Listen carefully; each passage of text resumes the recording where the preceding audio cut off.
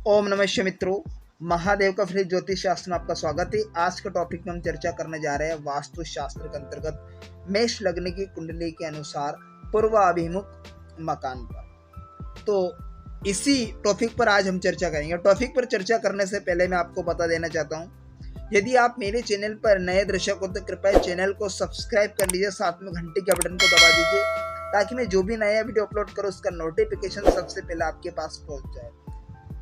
तो कृपया वीडियो को पूरा देखें, स्किप ना करें। कृपया आपसे निवेदन है, कृपया वीडियो को लाइक किया करें। आपका लाइक करने से कोई पैसे नहीं लग रहा, बल्कि मेरा उत्साह वर्धन का काम कर रहा, ताकि मैं कुछ और अच्छे से नए टॉपिक पर वीडियो बनाकर आप तक पहुंचाऊं। तो बिना समय गवाए हुए हमारे टॉपिक की ओर बढ़ते हैं। तो जैसे कि आप देख पा रहे हैं कि मेष लग्न की कुंडली के अनुसार हम चर्चा करने जा रहे हैं। यदि आप चाहे तो इसके स्क्रीनशॉट ले सकते हैं। तो हम यहाँ पर स्टेप बाय स्टेप चर्चा करेंगे।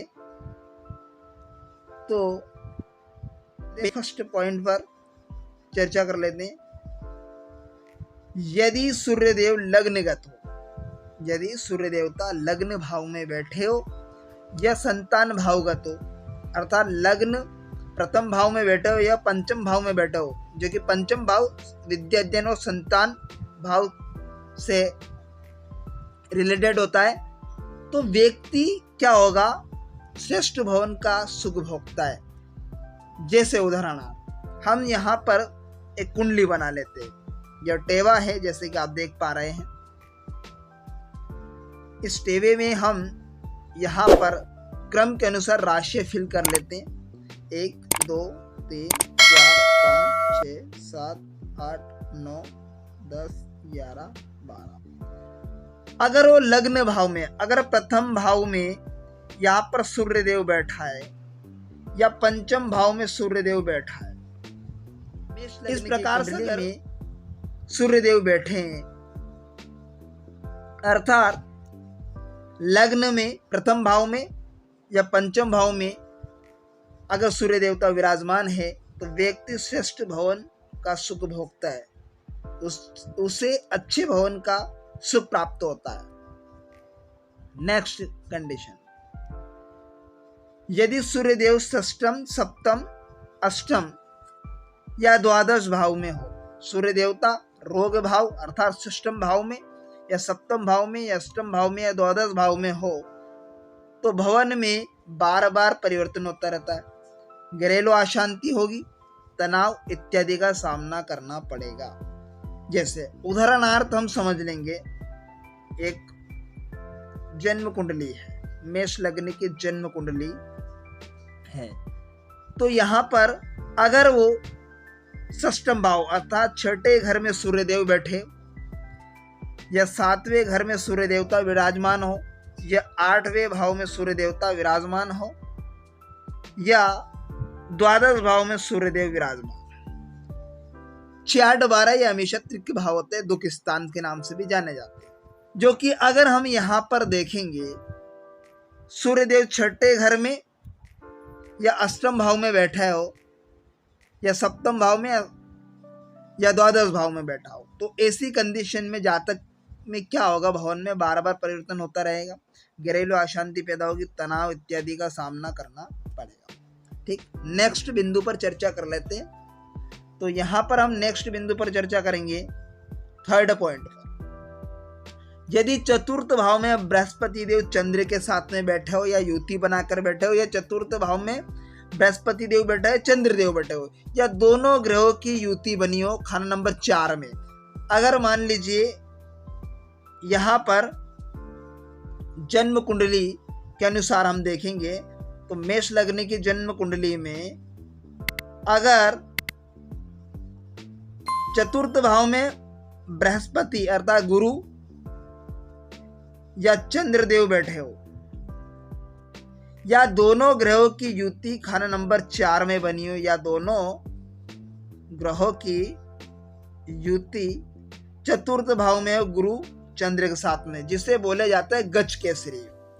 अगर इस प्रकार से ग्रह बैठे हो चतुर्थ भाव में, अगर बृहस्पति चंद्र या दोनों ग्रहों की युतियों, या बृहस्पति देव बैठे हो चतुर्थ भाव में, चंद्र देव बैठे हो, तो ऐसी स्थिति में जातक अनेक पूर्वाभिमुख भवनों का स्वामी होता है, वह सुख भोगता है, किंतु क्या होता है, आवास अनिश्चित बना रहता है उसके लिए। नेक्स्ट बिंदु पर चर्चा कर लेते हैं, चौथे पॉइंट पर। चंद्रदेव यदि चतुर्थ या दशम भाव में हो, चंद्रदेव चौथे घर में हो जन्म कुंडली के, या दशम भाव में बैठे हो, तो भवन सुख से अष्टम होता है। लेकिन खान नंबर 10 में चंद्रदेव बैठे हैं, तो यहाँ पर हमें शनि की कंडीशन को देखना पड़ेगा। शनि किस कैटेगरी में बैठा है, कैसी स्थिति में है, कौन सी राशि में बैठे है, किस वर्ग की राशि में बैठे, ये सभी देखना पड़ेगा, तब हमें यहाँ चंद्र पॉजिटिव रिजल्ट दे पाएगा। परंतु यदि चंद्रदेव षष्ठम या द्वादश भाव में हो, तो ऐसा जातक घर में क्या होगा, रोगग्रस्त बना रहेगा। अगर चंद्रदेव छठे घर में या 12वें घर में बैठा हो, ठीक है ना, अगर चंद्रदेव छठे भाव में या द्वादश भाव के अंतर्गत बैठा हो, तो ऐसा जातक घर में रोगग्रस्त बना रहता है, रोग से पीड़ित रहता है। नेक्स्ट बिंदु पर चर्चा कर लेते हैं, नंबर 5। यदि चतुर्थ भाव में राहु, शनि या मंगल हो, जैसे यदि चतुर्थ भाव में कुंडली के अनुसार हम फिर समझ लेते हैं,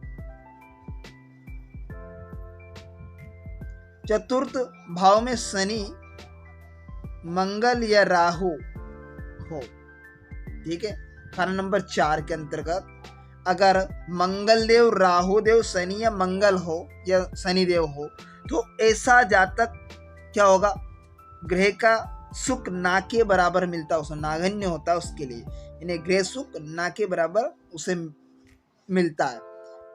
और ऐसे भवन में निरंतर कलह बनी रहती, घरेलू अशांति बनी रहती। तो इस प्रकार से अगर ये ग्रह बैठे हैं मेष लग्न वाले जातक की कुंडली में। नेक्स्ट, यदि बृहस्पति देव दशम या द्वादश भाव में, अर्थात गुरु 10वें घर में या 12वें भाव में बैठे हो, व शुक्र देव सप्तम भाव में या द्वादश भाव में बैठे हो, ठीक है ना, तो ऐसी कंडीशन में क्या होगा, जातक को पूर्वाभिमुख आवास का जीवन पर्यंत सुख संसाधनों से परिपूर्ण रहता है, जीवन पर्यंत सुख संसाधनों से परिपूर्ण होता है वह जातक। अगर बृहस्पति देव 10वें घर में या द्वादश भाव में बैठे हो और शुक्र देव सप्तम या द्वादश भाव में बैठे हो, ठीक है ना, या तो बृहस्पति देव द्वादश भाव में चले जाते हो, या शुक्र देव सप्तम भाव में बैठे हो, या शुक्र देव द्वादश भाव में बैठे हो, या बृहस्पति देव दशम भाव में बैठा हो, तो ऐसी स्थिति में अगर इस प्रकार से बृहस्पति देव जन्म कुंडली के अंतर्गत बैठे हो, तो जातक को पूर्वाभिमुख आवास का जीवन पर्यंत सुख साधनों से परिपूर्ण रहता है। तो इस प्रकार से मेष लग्न की कुंडली के अनुसार हम पूर्वाभिमुख आवास पर चर्चा की। तो आशा करता हूँ आज का टॉपिक आपको बेहद ही इंटरेस्टिंग समझ में आया होगा। तो मिलते हैं किसी नेक्स्ट वीडियो में, तब तक के लिए आप मुझे दीजिए इजाजत। ओम नमः शिवाय।